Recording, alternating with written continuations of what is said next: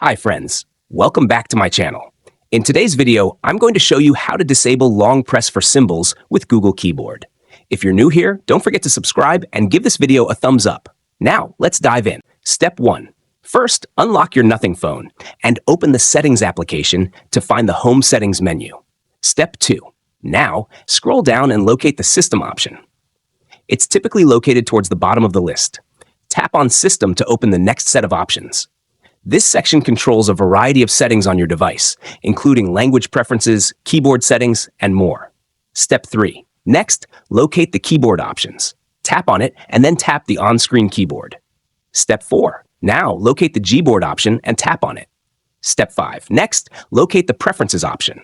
Tap on it, scroll down, and locate the Long Press for Symbols option. Unfortunately, this option is turned on. Step 6. For the last and most important step, tap the Long Press for Symbols option to turn it off instantly. If you found this tutorial helpful, don't forget to give it a thumbs up and subscribe to my channel for more great tips.